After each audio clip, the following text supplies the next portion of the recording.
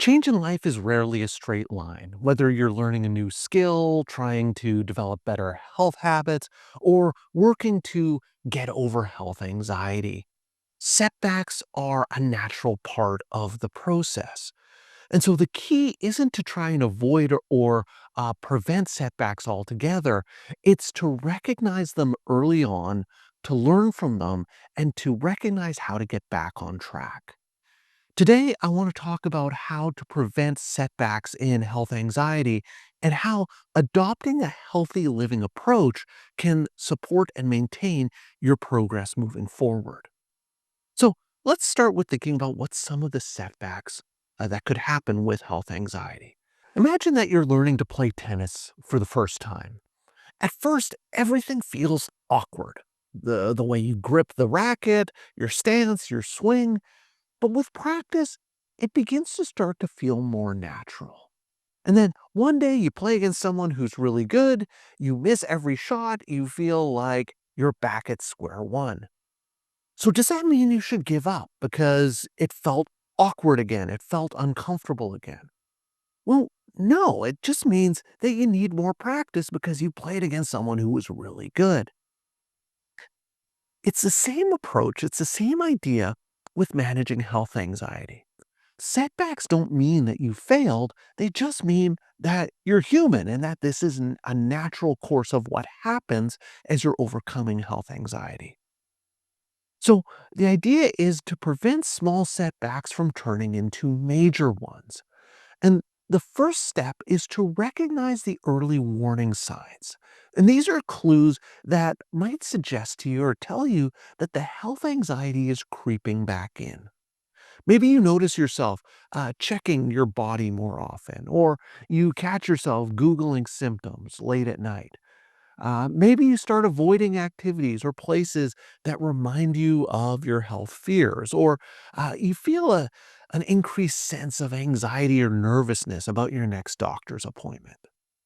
These are all potential early warning signs that the health anxiety is starting to creep back in, and it may be time to take some action against it. And one of the most effective ways to prevent setbacks is to create your own self management plan. And the idea is this plan is sort of like a roadmap that helps you navigate or manage the challenges of health anxiety. And it includes three key components: the early warning signs, potential problem situations, and specific strategies to get back on track. So, the early warning signs, we've sort of touched on this. These are subtle changes in your thoughts, your feelings, and behaviors that might signal a setback is coming.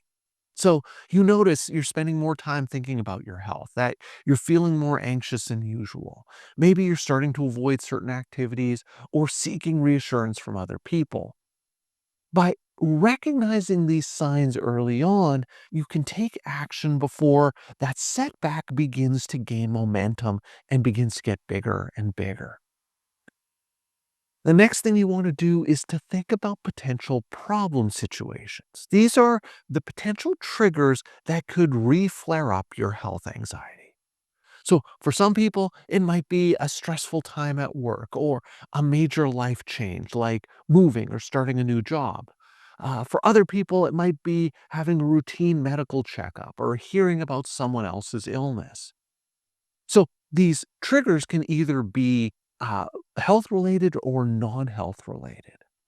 But by anticipating these situations, you can prepare yourself to handle the stressors and these triggers in a healthier way. And then there's the self management plan. And the self management plan should include strategies and techniques for getting back on track. So the self management plan is using all of the tools you've learned as you've learned how to overcome and manage health anxiety.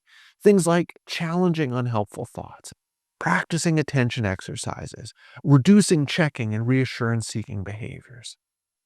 You might want to include coping statements in this plan, phrases that remind you of your progress and to help you stay sort of grounded and on track. So, for example, you might tell yourself, I've handled this before and I can handle it again. Or this is just a temporary setback, not a failure. It doesn't mean the health anxiety is coming all the way back. And then there's the idea of healthy living.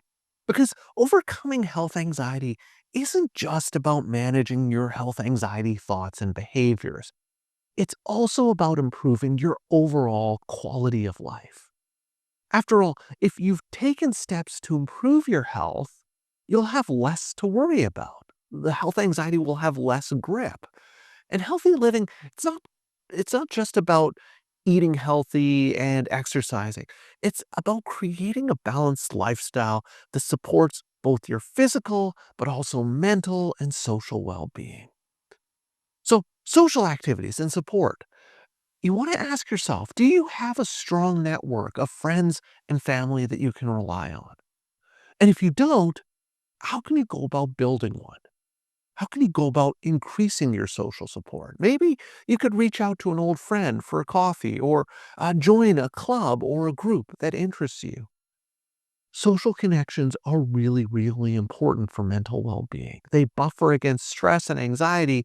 And so it's really important that you make sure that you have regular social contacts and that social support.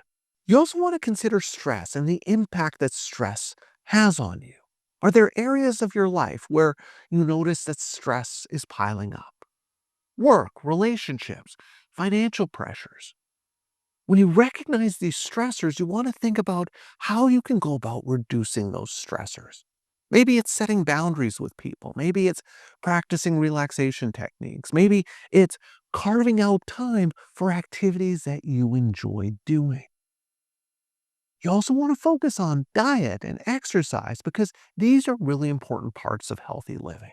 Are you eating a balanced diet that is healthy, that fuels your body? If not, what are some of the small changes that you can make to improve your diet? Maybe something as simple as just adding more fruits and vegetables to your meals, or maybe you cut back on caffeine. What about exercise?